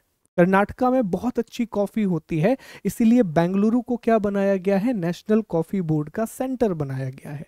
और उसके साथ साथ यहाँ राष्ट्रीय बागवानी अनुसंधान संस्थान है, नेशनल हॉर्टिकल्चर रिसर्च इंस्टीट्यूट है। और ये बहुत बेहतरीन काम करता है हॉर्टिकल्चर के क्षेत्र में। आईसीएआर के सबसे टॉप परफॉर्मिंग इंस्टीट्यूट में से एक है इंडियन हॉर्टिकल्चर रिसर्च इंस्टीट्यूट। तो अभी देखो मैं बहुत जगह नहीं ले गया आपको। हमने हिमाचल की बात की, पंजाब की बात की, यूपी की चर्चा हुई, राजस्थान की चर्चा, उड़ीसा की चर्चा, आंध्र तेलंगाना और कर्नाटका की चर्चा। चलिए अब एक बार पहले इन चीजों को हम रिकॉल करेंगे और फिर कुछ संस्थान और हैं उनके बारे में पढ़ेंगे और टॉपिक समाप्त करेंगे। चलो अब आप मुझे बताएंगे एक एक करके। देखिए सबसे पहले मैं यहाँ पर लिख रहा हूँ ए। तो यहाँ हमने क्या पढ़ा था? तो आप कहेंगे सर हमने यहाँ शिमला पढ़ा था और यहाँ पर आलू संस्थान है। कौन सा संस्थान है? आलू। ठीक। अब अगर हम पहुंच जाएं सीधा यहाँ से राजस्थान, तो राजस्थान में कौन सा इंपॉर्टेंट इंस्टीट्यूट है? तो आप कहेंगे सर राजस्थान में हम जोधपुर गए थे, जोधपुर, और जोधपुर में हमें एरिड फार्मिंग इंस्टीट्यूट मिला था, एरिड फार्मिंग रिसर्च। ठीक है। फिर यहां से अगर हम पहुंच जाते हैं पंजाब, कहां पर पहुंच जाएं? पंजाब। तो पंजाब में सर एक जगह हम गए थे जो बड़ी ही इंपॉर्टेंट है, लुधियाना। और लुधियाना में क्या मिला था दोस्तों? हमें कमेंट करके बताएं। बोले आप लोग तो कहेंगे सर यहाँ मक्का मिला है, यहाँ मेज रिसर्च इंस्टीट्यूट है। बहुत अच्छे। इसके बाद दोस्तों हम उड़ीसा पहुंच जाएं। कहाँ चले? उड़ीसा चले। तो जैसे ही हम उड़ीसा जाएंगे तो सर यहाँ दो इंपॉर्टेंट चीजें हैं। कौन कौन सी? एक कहेंगे सर भुवनेश्वर। भुवनेश्वर में क्या है सर? वाटर मैनेजमेंट इंस्टीट्यूट, जल प्रबंधन संस्थान है। और यहाँ पर सर एक बहुत इंपॉर्टेंट जगह है कटक, और कटक में चावल अर्थात राइस का एक सेंटर है सर, राइस। ठीक, बहुत बढ़िया। अब हम आपसे कहें आंध्र प्रदेश पहुंच जाइए, थोड़ा सा आंध्र प्रदेश के चक्कर लगा लें, तो आंध्र प्रदेश में भी आप कहेंगे सर दो इंपॉर्टेंट चीजें हैं। कितनी? दो इंपॉर्टेंट सर। एक तो है राजमुंद्री, राजमुंद्री, और राजमुंद्री में क्या है सर? तंबाकू अनुसंधान केंद्र, टोबैको रिसर्च। और यहीं पर सर है एक गंटूर, गंटूर, और गंटूर में क्या है दोस्तों? टोबैको बोर्ड, तंबाकू बोर्ड। बहुत बढ़िया। इसके बाद आप पहुंच जाइएगा कहां? बेंगलुरु। अब जैसे ही आप कर्नाटक जाएंगे तो कर्नाटक में आप कहां जाएंगे? बैंगलोर जाएंगे। और बैंगलोर में दो चीजें हैं, एक तो है सर यहाँ कॉफी बोर्ड, और दूसरा आपने बताया था कि हॉर्टिकल्चर रिसर्च, बागवानी कृषि का अनुसंधान केंद्र। यहां भी पहुंच गए आप। ठीक है। इसके बाद अगर हम आगे बढ़ें तो हमें एक और जगह दिखाई देगी, और इस जगह का नाम है हैदराबाद। और बेहद जरूरी, हैदराबाद में बहुत सारी चीजें हमें देखने मिलती हैं। हैदराबाद में जो सबसे इंपॉर्टेंट है वो है दोस्तों मोटा अनाज, मोटा अनाज, मिलेट का रिसर्च इंस्टीट्यूट है। मोटे अनाज के अलावा अगर हैदराबाद में आप देखेंगे तो ड्राई लैंड फार्मिंग। अब देखो ये इंग्लिश में ही पढ़ना, हिंदी मीडियम वाले भी, ड्राई लैंड फार्मिंग, शुष्क कृषि क्षेत्र। इसके अलावा अगर आप देखेंगे दोस्तों तो यहाँ national agricultural research and management institute भी है, national agriculture research and management institute भी है। और एक और बहुत इंपॉर्टेंट सर यहाँ ऑयल सीड्स अर्थात तिलहन अनुसंधान केंद्र भी है। कौन सा केंद्र है? तिलहन अनुसंधान केंद्र भी है, ऑयल सीड मैनेजमेंट सेंटर भी है। बढ़िया सी बात है। चलिए आगे बढ़ जाते हैं। इसके बाद जैसे ही आप आगे बढ़ेंगे दोस्तों तो अब हम पहुंचेंगे उत्तर प्रदेश, यूपी। अब जैसे ही आप यूपी जाएंगे तो यूपी में तो बहुत सारे सेंटर हैं सर। यूपी में सबसे पहले आप पहुंचिए कानपुर। तो कानपुर में हमें क्या मिलेगा सर? दालें मिलेंगी, दलहन केंद्र है। कानपुर के बाद आप पहुंचिए लखनऊ, तो लखनऊ में क्या मिलेगा? गन्ना मिलेगा सर, गन्ना। इसके बाद आप झांसी पहुंचिए तो झांसी में चारा मिल जाएगा, चारा। ठीक है। इसके अलावा यहाँ वाराणसी पहुंचिए, और वाराणसी में क्या है दोस्तों? तो वाराणसी में सब्जी का अनुसंधान केंद्र है, तो ये बहुत इंपॉर्टेंट सेंटर है। लखनऊ में गन्ना है, कानपुर में दालें हैं। इसके अलावा एक और है मऊ, मऊ भी तो चलना है, मऊ। और मऊ में क्या है? बीज अनुसंधान केंद्र है, सीड रिसर्च। तो ये बहुत इंपॉर्टेंट सेंटर है। तो ये हमारे वो संस्थान है जो बेहद जरूरी है, जो मोस्ट इंपॉर्टेंट रिसर्च इंस्टीट्यूट में से एक है। आई रियली विश कि आपको ये याद हो गए होंगे। एक दो बार और आप प्रैक्टिस करेंगे मैप बना करके, निश्चित तौर पर आपको याद हो जाएंगी चीजें। ठीक है। चलो कुछ और संस्थान हैं उनके बारे में पढ़ लेते हैं और फिर आगे बढ़ते हैं। देखिए इसके बाद उत्तराखंड, तो उत्तराखंड के देहरादून में भारतीय मृदा एवं जल संरक्षण संस्थान है। अब देखिए यहां पे कंफ्यूजन होता है, जैसे जोधपुर में एरिड रीजन फार्मिंग रिसर्च है और हैदराबाद में ड्राईलैंड रिसर्च है, उसी तरह से देहरादून में Indian soil and water conservation manage institute है।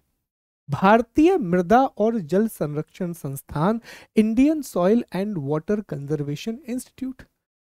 लेकिन भुवनेश्वर में जल प्रबंधन संस्थान है, वाटर मैनेजमेंट है। देहरादून में जल संरक्षण संस्थान और भुवनेश्वर में जल प्रबंधन संस्थान। अल्मोड़ा में पर्वतीय कृषि अनुसंधान ठीक है, पर्वतीय कृषि का अनुसंधान केंद्र कहां पर है? अल्मोड़ा में है। आगे बढ़ते हैं, जिसका नाम विवेकानंद पर्वतीय कृषि अनुसंधान संस्थान है। इसके बाद हम हरियाणा चलते हैं। हरियाणा में बहुत महत्वपूर्ण 2 सेंटर हैं दोस्तों। हरियाणा में एक जगह है करनाल, बहुत इंपॉर्टेंट जगह है करनाल। ठीक है, 1 सेकंड दीजिएगा दोस्तों, मुझे 1 सेकंड बस। ठीक है, चलिए आगे बढ़ते हैं। देखिए बहुत महत्वपूर्ण जगह है हरियाणा में और इस जगह का नाम है करनाल। ये ऐसी जगह है जो भूलने वाली तो बिल्कुल नहीं है, क्योंकि करनाल में 2 बहुत महत्वपूर्ण संस्थान हैं। एक तो यहाँ पर डेयरी रिसर्च सेंटर है, अर्थात डेयरी अनुसंधान केंद्र है, और दूसरा यहाँ पर गेहूं और जौ का अनुसंधान केंद्र है, व्हीट एंड बार्ले का रिसर्च इंस्टीट्यूट है। एक पेपर में प्रश्न पूछा गया कि IIWBR का फुल फॉर्म बताइए। अब ये इंपॉर्टेंट है, बेहद जरूरी है। तो IIWBR का फुल फॉर्म है Indian institute of wheat and barley research. क्या नाम है दोस्तों? Indian institute of wheat and barley research. Indian institute of wheat and barley research, जो कहां पर स्थित है? हरियाणा के करनाल में स्थित है। हिसार में केंद्रीय भैंस अनुसंधान केंद्र है, सेंट्रल बफेलो रिसर्च इंस्टीट्यूट है। इतना महत्वपूर्ण नहीं है, याद आपको यही रखना है कि करनाल में गेहूं और जौ तथा राष्ट्रीय डेयरी अनुसंधान केंद्र है, नेशनल डेयरी रिसर्च इंस्टीट्यूट है। ठीक है, एमसीक्यू करेंगे ना आखिरी में, ये सारे प्रश्न आ जाएंगे, परेशान मत होइएगा। इसके बाद आप देखिए आनंद। तो आनंद में राष्ट्रीय डेयरी विकास बोर्ड है। अब अंतर समझिएगा, करनाल में राष्ट्रीय डेयरी अनुसंधान संस्थान है, जबकि आनंद में राष्ट्रीय डेयरी विकास बोर्ड है। तो ये बोर्ड है और वो रिसर्च सेंटर है। ठीक है, आनंद में बोर्ड है, जबकि रिसर्च सेंटर कहां पर है? हरियाणा के करनाल में है। तो कंफ्यूज होने की आवश्यकता नहीं है। इसके बाद हम चलते हैं झारखंड की राजधानी रांची, और यहां पर दोस्तों एक बहुत इंपॉर्टेंट सेंटर है जिसका नाम है भारतीय कृषि जैव प्रौद्योगिकी संस्थान, इंडियन एग्रीकल्चर बायोटेक्नोलॉजी इंस्टीट्यूट। अब हम जान रहे हैं कि बायोटेक्नोलॉजी का प्रयोग लगभग हर एक क्षेत्र में किया जा रहा है और एग्रीकल्चर में भी इसका बढ़ चढ़ के इस्तेमाल किया जा रहा है। तो अब तक हमने 4 राज्यों के संस्थानों को पढ़ा। हम सबसे पहले उत्तराखंड गए। उत्तराखंड के देहरादून में भारतीय मृदा और जल संरक्षण संस्थान, Indian soil and water conservation institute. Almora में विवेकानंद पर्वतीय कृषि अनुसंधान, विवेकानंद पर्वतीय कृषि अनुसंधान। इसका इंग्लिश नाम नहीं है, इंग्लिश नाम में यही लिखा रहता है। ठीक है, फिर हम कहां पर पहुंचे? हरियाणा। हरियाणा के करनाल में राष्ट्रीय डेयरी अनुसंधान संस्थान और राष्ट्रीय गेहूं और जौ अनुसंधान संस्थान।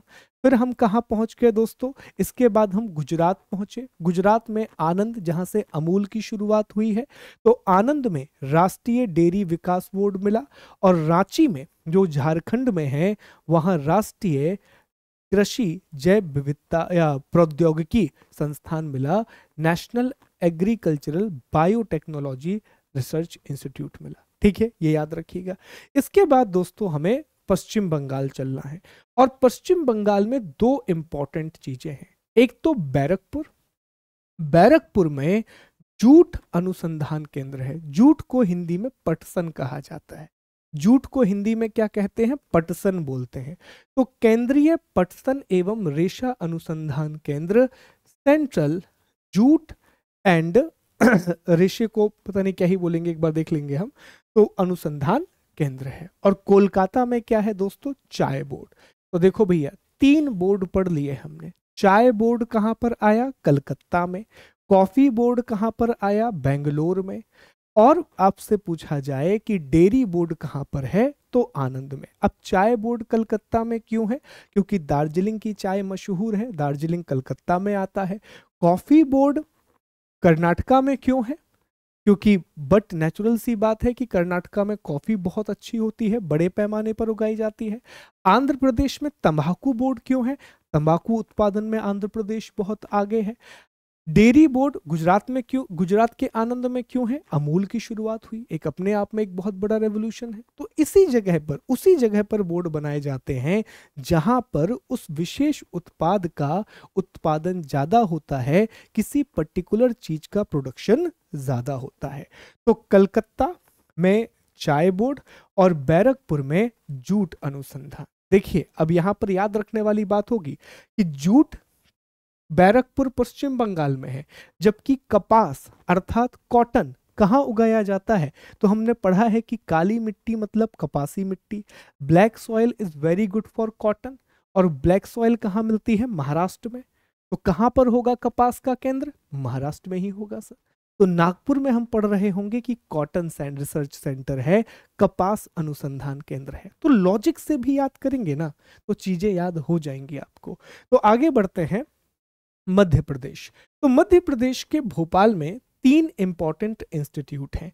एक है कृषि अभियांत्रिकी संस्थान, एग्रीकल्चर इंजीनियरिंग सेंटर, भारतीय मृदा विज्ञान संस्थान, इंडियन सॉइल साइंस सेंटर, और राष्ट्रीय उच्च सुरक्षा पशु रोग संस्थान, national high security animal disease institute. अब फिर कंफ्यूजन होगा कि सर भारतीय मृदा विज्ञान संस्थान भोपाल में है, जबकि भारतीय मृदा संरक्षण संस्थान कहां पर है? देहरादून में।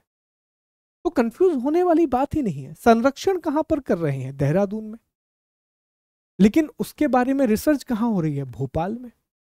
वाटर कंजर्वेशन कहां हो रहा है? देहरादून में। लेकिन वाटर मैनेजमेंट की बात कहां हो रही है? भुवनेश्वर में।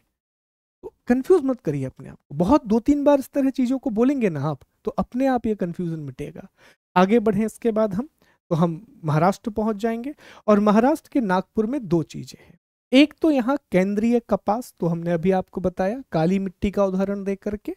और दूसरा यहाँ खट्टे फल का अनुसंधान केंद्र है, सिट्रस फूड का रिसर्च सेंटर है। अब सिट्रस फूड की कहानी मैं आपको बताता हूँ। देखिए, रिसेंटली ना, अभी जब मैं छुट्टी पर गया था बीच में 4-5 दिन की, तो मैं महाराष्ट्र गया हुआ था। 3 ज्योतिर्लिंग मुझे कवर करने थे। आप जान रहे होंगे कि घृष्णेश्वर वहां पर है, त्र्यंबकेश्वर महाराज हैं, और साथ ही साथ में भीमाशंकर महाराज। तो जब मैं उस क्षेत्र में गया तो हम नासिक में रुके हुए थे। अब नासिक वाले क्षेत्र में वाइन बहुत बड़ी मात्रा में होती है। और वाइन वहां पर इसलिए बहुत बड़ी मात्रा में होती है क्योंकि वहां अंगूर का उत्पादन बहुत बड़ी मात्रा में होता है। अंगूर बहुत होते हैं, अंजीर बहुत होता है, उसके अलावा चीकू बहुत होता है। तो अंगूर आप वहां देखेंगे तो अलग प्रकार का अंगूर है जिससे वाइन बनाई जा रही है। बहुत बड़ी बड़ी वाइन फैक्ट्रीज हैं। ठीक है, तो ये जो चीजें हैं, वहां खट्टे फल के लिए बहुत अच्छी जलवायु है, इसीलिए वहां पर खट्टे फल का अनुसंधान केंद्र बनाया गया है। इसीलिए वहां पर सिट्रस फ्रूट का रिसर्च सेंटर बनाया गया है। तो कारण है क्योंकि वहां काली मिट्टी है, काली मिट्टी में कपास अच्छा होता है, इसीलिए हम काली मिट्टी को कपासी मिट्टी कहते हैं। तो वहां कॉटन रिसर्च सेंटर बना दिया, वहीं सिट्रस फूड का रिसर्च सेंटर बना दिया क्योंकि खट्टे फल वहां पर बहुत अच्छे होते हैं। याद करेंगे समझ के, तो रटना नहीं पड़ेगा चीजों, लॉजिक के साथ है। ठीक है, आगे बढ़ते हैं। इसके बाद हम पहुंच जाएंगे वापस से बेंगलोर। तो बेंगलोर में 2 संस्थान हम पढ़ चुके हैं। एक तो हॉर्टिकल्चर इंस्टीट्यूट हमने पढ़ा था बेंगलोर में, और उसके साथ साथ हमने कॉफी बोर्ड पढ़ा था। एक चीज और है, चूंकि वहां जगह नहीं थी, राष्ट्रीय पशु चिकित्सा महामारी विज्ञान और रोग सूचना विज्ञान संस्थान, ये बेंगलुरु में है। अब हम चलते हैं केरल। केरल में कुछ बहुत इंपॉर्टेंट चीजें हैं दोस्तों, और ध्यान से पढ़िएगा। ठीक है, देखो केरल में एक जगह है कालीकट। कालीकट सभी लोग जान रहे हैं, वास्को डिगामा के नाम से याद होगा। कालीकट का नाम अब कोझिकोड हो गया है। क्या हो गया है, कोझिकोड हो गया है। तो यहां पर है भारत का मसाला अनुसंधान केंद्र। अब मुझे बताओ क्या ये जस्टिफाई है या नहीं है? क्या मसाला केंद्र कालीकट में नहीं होना चाहिए, केरल में नहीं होना चाहिए? बिल्कुल होना चाहिए सर, मसाले बहुत ज्यादा होते हैं। तो यहां पर दोस्तों मसाला अनुसंधान है, स्पाइस रिसर्च है। कहां बनाया गया है? कोझिकोड, या इसी को कालीकट बोल दीजिए। दूसरा, यहीं पर रबर बोर्ड मिलेगा। कोट्टायम नाम की एक जगह है केरल में, वहां रबर बोर्ड है। ठीक है, यहीं पर आप देखें कोचीन, जिसका वर्तमान नाम कोच्चि है, पुराना नाम कोचीन है, कंफ्यूज होने की आवश्यकता नहीं है। तो यहां राष्ट्रीय मसाला बोर्ड है, नेशनल स्पाइस बोर्ड है। और यहीं पर केंद्रीय मत्स्यिकी प्रौद्योगिकी संस्थान, फिशरीज टेक्नोलॉजी रिसर्च सेंटर है। पर याद आपको रखना है कि रबर बोर्ड कोट्टायम में है केरल के, और मसाला बोर्ड कोच्चि में है केरल के। ये हैं दोस्तों भारत के सबसे महत्वपूर्ण इंस्टीट्यूट। इसके अलावा कुछ और भी हैं, जैसे मैं आपको अलग से बताऊंगा अभी एक पीपीटी में, पर वो आप पढ़ लीजिएगा, ठीक है, वो ज्यादा इंपॉर्टेंट नहीं है। These are the most important centre. तो चलिए एक बार इस स्लाइड के प्रश्नों को और जल्दी से पढ़ लेते हैं, और फिर हम आगे बढ़ते हैं अगले टॉपिक पर। यही टॉपिक है, ज्यादा तो कुछ है नहीं इसके बाद, पर एक बार चीजों को याद कर लें। देखिए दोस्तों, हमने शुरुआत की थी शिमला से। तो शिमला में हमें आलू अनुसंधान केंद्र मिला था, मेरे साथ बोलते जाइएगा। इसके बाद हम उत्तराखंड गए, तो उत्तराखंड में हम देहरादून गए। तो देहरादून में हमें क्या मिला दोस्तों? सॉइल एंड वाटर कंजर्वेशन, मृदा और जल संरक्षण अनुसंधान। इसके बाद हम अल्मोड़ा गए, तो अल्मोड़ा में क्या मिला? पर्वतीय कृषि अनुसंधान। ठीक है, पर्वतीय कृषि अनुसंधान। इसके बाद थोड़ा और नीचे आए तो हम यूपी पहुंच गए। कहाँ पहुंच गए? यूपी। तो यूपी में हमें क्या क्या मिला दोस्तों? तो यूपी के कानपुर में हमने सर दाल खा ली, पल्सेस खा ली। सर लखनऊ जब हम गए तो हमने यहाँ गन्ना खाया। ठीक है सर, जब हम बनारस गए तो यहाँ हमने सब्जी खाई। ठीक है सर, जब हम मऊ गए, मऊ, तो मऊ में हमने बीज देख लिए, बीज। सर इसके अलावा जब हम झांसी गए तो हमने चारा भी देख लिया। ठीक, याद हो गया। यूपी, यूपी के बाद जैसे ही नीचे आएंगे तो झारखंड मिला। तो झारखंड में दोस्तों कौन सी जगह है? रांची, धोनी वाला घर। ठीक है, अब रांची में क्या मिला दोस्तों? तो रांची में हमें एग्रीकल्चरल बायोटेक्नोलॉजी, ठीक है, कृषि जैव प्रौद्योगिकी, कृषि जैव प्रौद्योगिकी। इसके बाद हम कहाँ पहुंचे? पश्चिम बंगाल। तो पश्चिम बंगाल में दो चीजें बड़ी इंपॉर्टेंट है। एक तो बैरकपुर, बैरकपुर में हमें क्या देखने मिलता है? तो बैरकपुर में जूट व रेशा। ठीक है, पटसन और रेशा। और कलकत्ता में क्या देखने मिला? चाय बोर्ड। कलकत्ता में क्या देखने मिला दोस्तों? चाय बोर्ड। इसके बाद अगर देखें तो हम मध्य प्रदेश चले गए, एमपी चले गए, और एमपी में हमें क्या मिला? तो एमपी में सर हमें भोपाल में दो तीन बड़े इंस्टीट्यूट मिले। एक तो यहाँ सॉइल साइंस, मृदा विज्ञान, एग्रीकल्चर इंजीनियरिंग, कृषि अभियांत्रिकी, ये दोनों संस्थान देखने मिलते हैं। सॉइल साइंस भी यहीं पर है और एग्रीकल्चर इंजीनियरिंग भी यहीं पर है, कृषि अभियांत्रिकी भी यहाँ पर है। अंडरस्टूड। इसके बाद हम कहाँ पहुंचे? सर इसके बाद हम उड़ीसा गए, उड़ीसा। और उड़ीसा में हमें दो चीजें मिली सर, एक तो हमें यहाँ कटक मिला और दूसरा हमें यहाँ भुवनेश्वर मिला। तो कटक में हमने चावल खाए, चावल, और भुवनेश्वर जाके हमने जल का प्रबंधन किया, वाटर मैनेजमेंट किया। बात समझ आ रही है? फिर हम कहाँ पहुंच गए? आंध्र प्रदेश पहुंच गए सर। आंध्र प्रदेश में हमें क्या देखने मिला? सर आंध्र प्रदेश में दो जगह है, एक है राजमुंद्री और एक है गंटूर। राजमुंद्री में हमें टोबैको रिसर्च सेंटर देखने मिला, वहीं गुंटूर में टोबैको बोर्ड मिला। ठीक है सर, यहीं से हम हैदराबाद भी हुआते हैं, तेलंगाना की राजधानी हैदराबाद। अब हैदराबाद बेहद जरूरी है सर, इसलिए दूसरे कलर से लिख लेते हैं।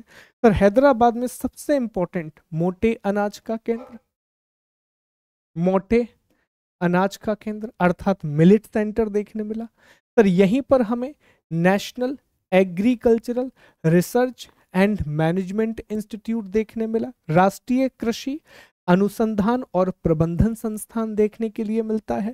सर हैदराबाद वाले इलाके में ही हमें तिलहन का केंद्र देखने मिला, अर्थात सर यहाँ ऑयल सीड्स भी इंपॉर्टेंट है।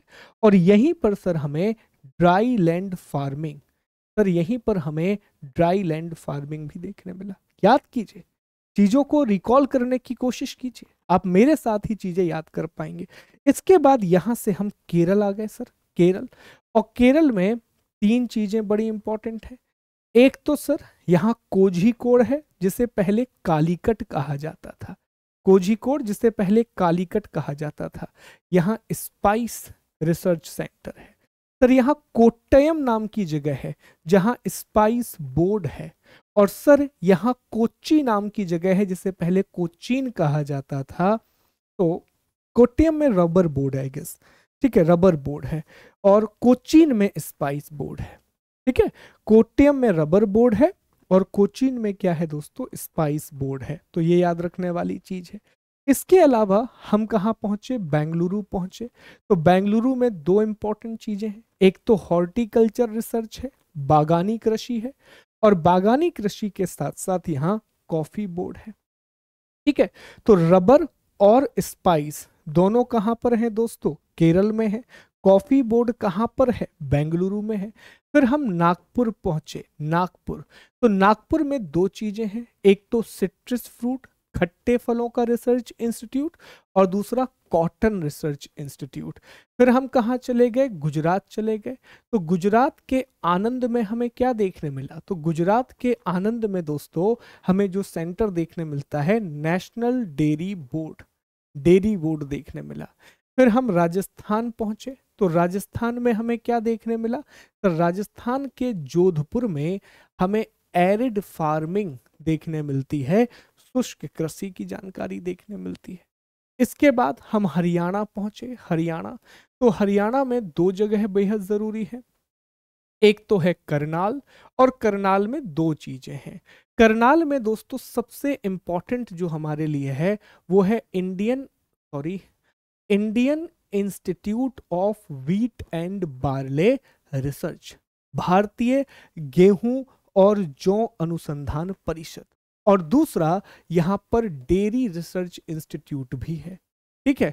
फिर यहीं पर एक जगह और है हिसार, हिसार में भैंस, ठीक है, हिसार में भैंस का केंद्र है। फिर हम कहाँ चले गए, पंजाब चले गए। कहाँ चले गए दोस्तों, पंजाब चले गए। और पंजाब के लुधियाना में क्या है दोस्तों, मक्का, ठीक। तो ये हो गया, बोलो यस और नो। बात समझ में आई आपको, देख लीजिए यहाँ पर लिस्ट बनी हुई है, ये सारी चीजें हैं। एक बार मैं केरल वाली चीजें आपको दिखा दूं, हाँ ठीक है। तो रबर कोट्टायम में है और कोचीन में मसाला बोर्ड है, याद हो गया। तो एक से दो बार चीजों को रिवाइज करना है, आपको चीजें निश्चित तौर पर याद हो जाएंगी, ठीक है। चलो अब एक छोटा सा आपका टेस्ट लेंगे, उसके बाद हम क्लास को खत्म करेंगे। ये टेस्ट आपका इसी में से है जो हमने पढ़ा है, तो कमेंट करके जवाब दीजिएगा। देखिए सबसे पहले यहाँ चाय बनी है, तो आप मुझे कमेंट करके बताओ कि भारत में चाय बोर्ड कहाँ पर है, चाय बोर्ड कहाँ पर है दोस्तों। तो क्या जवाब देंगे, सर यह है कलकत्ता में, पश्चिम बंगाल के कोलकाता में। दूसरा, यहाँ पर तंबाकू बनी है, स्मोकिंग किल्स, मर जाएंगे। तो बताओ भैया तंबाकू बोर्ड कहाँ पर है, तंबाकू बोर्ड कहाँ पर है। तो जवाब आना चाहिए सर आंध्र प्रदेश के गुंटूर में, आंध्र प्रदेश के गुंटूर में तंबाकू बोर्ड है।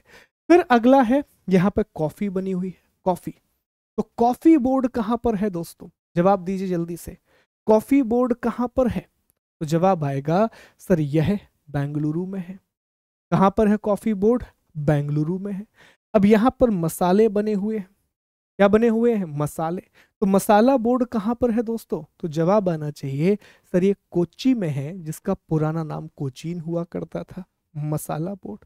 अब यहाँ पर देखिए डेयरी बनी है, डेयरी। तो डेयरी बोर्ड कहाँ पर है, तो जवाब दे रहे होंगे आनंद में। इसमें एक मैं भूल गया, यहाँ जगह नहीं होगी, मैं इंक्लूड कर दूंगा पीपीटी में, रबर बोर्ड। तो रबर बोर्ड अगर आपसे पूछा जाता तो कहाँ पर होता, तो रबर बोर्ड कोट्टायम में है। केरल में ही स्थित है, कोट्टायम में रबर बोर्ड है। अंडरस्टूड? तो ये बहुत इंपॉर्टेंट है, याद रखिए। ठीक। अब इसके बाद दोस्तों यहाँ पर बहुत अलग अलग संस्थान हैं, तो इनके बारे में आप चाहें तो एक बार पढ़ सकते हैं। जैसे कि national institute for agriculture economics and policy research, ये न्यू दिल्ली में है, NIAEPR ऐसा कुछ इसका नाम है। ठीक है। मवेशी अनुसंधान केंद्र उत्तर प्रदेश के मेरठ में है। बकरी अनुसंधान भी उत्तर प्रदेश में ही है। स्टैटिक्स इंस्टीट्यूट दिल्ली में है। इसमें से दो पर मैंने हार्ट बनाया है, ये इंपॉर्टेंट है। जैसे कि केंद्रीय कृषि महिला संस्थान, centre institute for women in agriculture, ये थोड़ा इंपॉर्टेंट है, भुवनेश्वर में है, जहां पर हमारा वाटर मैनेजमेंट इंस्टीट्यूट है।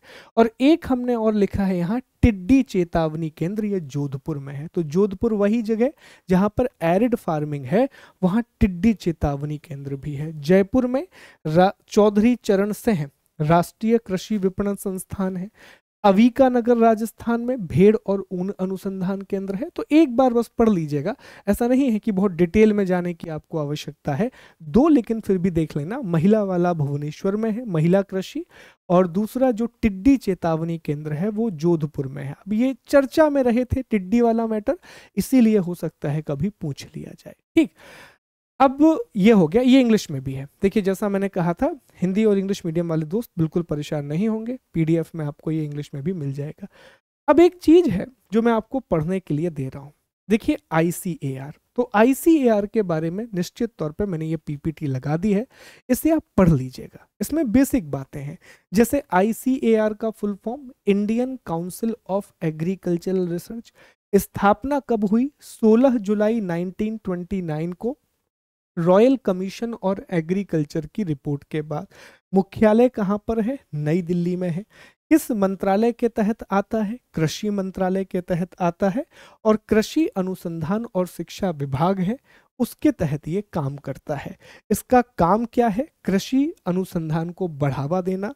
भारत में इसकी 113 इंस्टीट्यूट हैं और 74 यूनिवर्सिटीज हैं। तो ये बहुत बेसिक इंफॉर्मेशन है, पता होनी चाहिए कि अगर कभी प्रश्न निकल करके आ जाए तो यहां से भी हम प्रश्न को अटेम्प्ट कर पाए।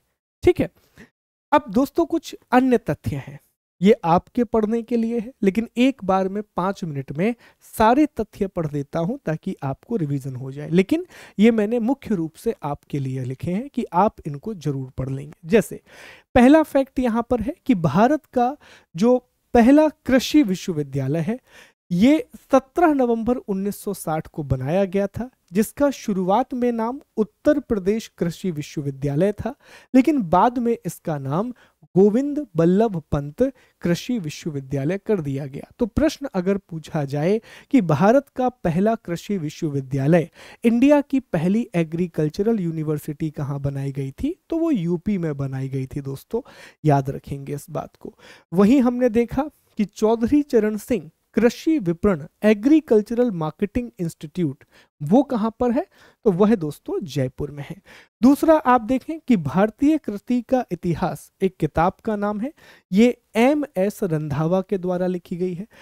देश में जो सबसे ज्यादा खाद्यान्न का उत्पादन होता है उसमें यूपी सबसे ज्यादा प्रोड्यूस करता है। अभी हम पढ़ेंगे अगली क्लास में कि फसलें दो प्रकार की होती हैं, एक फूड क्रॉप और दूसरा कैश क्रॉप। फूड क्रॉप का मतलब है खाद्यान्न फसलें।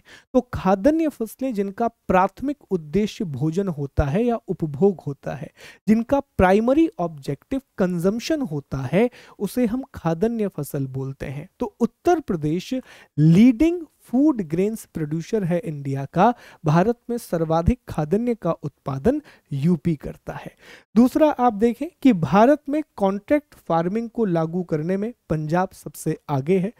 इंडिया में जो सबसे ज्यादा उर्वरक का उपयोग किया जाता है वो यूपी में किया जाता है, लेकिन अगर हम पर किलोग्राम उपभोग की बात करें तो वो पंजाब में सबसे ज्यादा है। देखो एक होता है कि टोटल कंजम्पशन कहां पर ज्यादा है, तो टोटल जैसे मान लीजिए कि दो बातें, जैसे हमने आपसे कहा कि साहब एक घर है जहां पर 10 किलो दूध लगता है, और हमने कहा कि दूसरा घर है जहां 5 किलो दूध लगता है। तो अगर आपसे कोई सीधा सीधा प्रश्न पूछे कि ज्यादा दूध कहाँ लग रहा है, तो आप बोलेंगे ए घर में। जो घर ए है उसमें ज्यादा दूध लग रहा है, जबकि दूसरे नंबर वाले घर में कम दूध लग रहा है।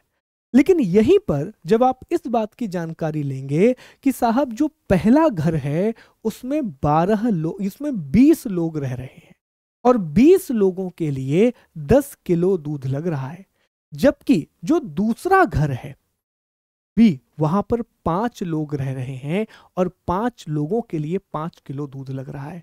तो अगर मैं परसेंटेज की बात करूं, रेशो की बात करूं, तो कंजम्पशन रेशो कहां ज्यादा है, उपभोग की दर ज्यादा कहां पर है। यहां पहले वाले घर में 2 व्यक्ति 1 लीटर दूध पी रहे हैं और दूसरे वाले घर में 1 व्यक्ति 1 लीटर दूध पी रहा है, मतलब कंजम्पशन का जो रेट है वो दूसरे घर में ज्यादा है। ठीक इसी तरह अगर हम ओवरऑल पिक्चर की बात करें तो भारत में सबसे ज्यादा फर्टिलाइजर यूपी यूज करता है, लेकिन अगर हम परसेंटेज रेशो की बात करें, कंजम्पशन रेशो की बात करें, तो उसमें पंजाब नंबर 1 पर आता है। ठीक है, मध्य प्रदेश नंबर 3 में है, UP Maharashtra MP, UP Maharashtra MP. ठीक है, एनपीके नाइट्रोजन फास्फोरस पोटेशियम होना चाहिए, आई गेस, देख लीजिएगा एक बार। ठीक है, आगे देखें एग मार्ग। तो एग मार्ग भारत सरकार का विपणन और निरीक्षण निदेशालय जारी करता है, यह प्रश्न पूछा जा सकता है। Directorate of marketing and inspection के द्वारा एग मार्ग जारी किया जाता है। यह कृषि उपज ग्रेडिंग और मार्किंग अधिनियम 1933 के तहत जारी किया जाता है। वर्तमान में एगमार्ग मानक 213 विभिन्न वस्तुओं के लिए गुणवत्ता निर्देशों को कवर करते हैं, जिनमें विभिन्न प्रकार की दालें, अनाज, तेल, वनस्पति तेल शामिल हैं। तो एग मार्ग एक ऐसा कह सकते हैं स्टैंडर्डाइज, जैसे आप आईएसआई की बात करते हैं, तो अगर किसी लोहे को आईएसआई प्रमाणन पत्र मिला है, हेलमेट को आईएसआई प्रमाणन पत्र मिला है, तो हम मान लेते हैं कि ये अच्छा गुणवत्ता का होगा। जैसे सोना खरीदने जाते हैं तो वहां आप हॉलमार्क की बात करते हैं, और अगर किसी सोने में हॉलमार्क है तो आप कहेंगे ये अच्छा प्रकार का सोना है, इसका गोल्ड क्वालिटी बहुत अच्छा है। इसी तरह जो एग्रीकल्चरल प्रोडक्ट होते हैं उनके लिए एग मार्ग बनाया गया है, और एग मार्ग को जारी करने का काम भारत सरकार का विपणन और निरीक्षण निदेशालय करता है। और सेंट्रल एगमार्ग लैब कहां पर है, तो ये नागपुर में है, याद रखिएगा। देखिए, कृषि और खाद्य संगठन फूड एंड एग्रीकल्चर ऑर्गेनाइजेशन के अनुसार अगर आप फूड क्रॉप को, खाद्यान्न को सुरक्षित रखना चाहते हैं तो उस क्षेत्र में 14% से ज्यादा आर्द्रता नहीं होनी चाहिए, 14% से ज्यादा ह्यूमिडिटी नहीं होनी चाहिए। ठीक है, अब एक शब्द है फर्टिगेशन। फर्टिगेशन का मतलब होता है जब जल में उर्वरक घोलकर हम सिंचाई करते हैं तो इसे फर्टिगेशन कहा जाता है। Fertigation is a method of applying nutrition to crop by injecting them into irrigated water. जो मान लीजिए ड्रिप इरिगेशन हम कर रहे हैं, तो ड्रिप इरिगेशन हो रहा है, आपको बॉटल लगी है, तो आप जब बॉटल लगती है तो इंजेक्शन अलग से नहीं लगाना पड़ता, उसी बॉटल में इंजेक्शन डाल दिया जाता है और बॉटल के साथ वो शरीर में पहुंच जाता है। तो इसी तरह मानिए कि ड्रिप इरिगेशन कहीं हो रहा है, तो उसी ड्रिप इरिगेशन में आप क्या कीजिए, फर्टिलाइजर को इंसर्ट कर दीजिए। तो इस प्रक्रिया को हम फर्टिगेशन कहते हैं। इस विधि से क्षारीयता का नियंत्रण किया जा सकता है। घुले उर्वरक से पौधों में पोषक तत्वों की लगभग 2 गुनी मात्रा अवशोषित होती है। इससे निक्षालन, निक्षालन का मतलब होता है ऊपर की परत से, मिट्टी की ऊपर की परत से नीचे की परतों में किसी चीज का आना, इसे हम निक्षालन या लीचिंग कहते हैं। पानी ऊपर है, न्यूट्रिशन भी ऊपर है, बहुत सारा पानी डालेंगे वो निचली परत पे आ जाएगा, फिर वो किसी काम की मिट्टी नहीं रहेगी। तो फर्टिगेशन के थ्रू हम क्षारीयता का भी नियंत्रण कर सकते हैं, एल्काइन होने से भी बचा सकते हैं, और साथ ही साथ हम लीचिंग से भी बचा सकते हैं। तो ये लिखा हुआ है, पढ़ लीजिएगा। दलहनी फसलों की अधिकता से मृदा की उर्वरा शक्ति बढ़ती है, तो ये हम पढ़ते हुए आए हैं। अगर हम दलहन फसलों को ज्यादा लगाते हैं तो उससे मृदा में नाइट्रोजन की मात्रा बढ़ती है, राइजोबियम जैसे अलग अलग जो माइक्रोब्स होते हैं उनके थ्रू। तो दलहन की खेती करने से मृदा की उर्वरा शक्ति बढ़ती है। हरी खाद वाली फसलों में से नाइट्रोजन की सर्वाधिक मात्रा लोबिया में पाई जाती है। तो लोबिया में नाइट्रोजन बहुत होता है, ये हरी खाद वाली फसल है। इसके अलावा आप देखें कि टेंसियोमीटर फसल सिंचाई की जरूरत को बताता है, जिससे जल की बचत भी होती है। तो टेंसियोमीटर के द्वारा हम ये पता लगा सकते हैं कि एक मिट्टी में पानी की कितनी आवश्यकता है। Tensiometer is a soil science, is a measuring instrument used to determine the matric water potential. कितना पानी लगेगा मिट्टी को, इसका पता आप टेंसियोमीटर से लगाते हैं। कृषि में युग्म पैदावार डबल क्रॉपिंग का अर्थ है दो या दो से अधिक फसल एक ही भूमि पर एक ही फसल वर्ष में उगाना। कई बार ऐसी ऐसी जमीन होती है जहां 2, 3, 4 फसलें उगा दी जाती हैं, तो उसे हम क्या कहते हैं, डबल क्रॉपिंग कहते हैं। एक साथ एक भूमि पर 2 या 2 से अलग अलग फसल उगाना इंटर क्रॉपिंग कहलाता है। तो अभी हमने एक टॉपिक पढ़ा था जीरो बजट नेचुरल फार्मिंग, और जीरो बजट नेचुरल फार्मिंग में हमने पढ़ा था इंटर क्रॉपिंग। तो इंटर क्रॉपिंग का अर्थ है कि जैसे मान लीजिए कि आपने गेहूं लगाया, उसके साथ सरसों भी लगा दीजिए, तो इंटर क्रॉपिंग हो गया। और एक जमीन पर एक साल में 2 या उससे ज्यादा फसलें अगर आपने निकाल ली तो वो डबल क्रॉपिंग हो गई। समझिएगा अंतर। 1989 में कृषि की योजना और विकास के लिए योजना आयोग और राष्ट्रीय रिमोट सेंसिंग एजेंसी बनाई गई थी। नेशनल ब्यूरो ऑफ सॉइल सर्वे के अनुसार भारत को 20 कृषि पारिस्थितिक क्षेत्रों में बांटा गया है और 60 उप। लेकिन याद रखिएगा कि भारत में अगर कृषि जलवायु क्षेत्रों की बात की जाए, इंडिया में अगर एग्रो क्लाइमेटिक रीजन पूछे जाए, यह प्रश्न पूछा जा सकता है कि भारत को कितने कृषि जलवायु क्षेत्रों में बांटा गया है, तो जवाब होगा 15। इंडिया को टोटल 15 एग्रो क्लाइमेटिक रीजन में बांटा गया है। यह प्रश्न पूछा जा सकता है, तैयार रहिएगा कि भारत को 15 एग्रो क्लाइमेटिक रीजन्स में बांटा गया है। तो ये आप ही के लिए है, ये पढ़ने के लिए, तो इसको एक बार गो थ्रू कर लीजिएगा। यहाँ से प्रश्न बनने की संभावना है, इसीलिए हमने इनको यहाँ पर इंक्लूड कर दिया है। तो दोस्तों एक बात मैं आपको बता दूं कि सुबह मेरी और हमारी टीम की कक्षाएं खान ग्लोबल स्टडीज़ के एप्लीकेशन पर शुरू हो गई हैं। खान सर के गाइडेंस में हम सब टीचर्स के द्वारा MPPSC के फाउंडेशन बैच को कवर कराया जा रहा है। ये सभी टीचर्स की जानकारी है। धर्मेंद्र सर इथिक्स पढ़ा रहे हैं, मैं आपको भूगोल की 4 यूनिट पढ़ाऊंगा। भरत सर इकोनॉमी पढ़ा रहे हैं, मनोज सर पब एड पढ़ाएंगे, अमरेंद्र सर इतिहास, Pramod sir MP, Amrita ma'am science, Shubham Tripathi sir science tech, Kalyani ma'am current affairs, Jitendra Soni sir Hindi पढ़ाएंगे। तो हमारे बैच को आप इनरोल कर सकते हैं हमारी एप्लीकेशन पर जा कर के। अपना ख्याल रखिए, बहुत अच्छे से पढ़िए, बहुत मेहनत कीजिए। PDF जो कमेंट में आपको लिंक पिन की गई है वहाँ मिल जाएगी। अपना ख्याल रखिएगा। Thank you so much. God bless you. जय हिंद, जय भारत। उम्मीद करता हूँ कि ये क्लास आपको समझ में आई होगी। Thank you.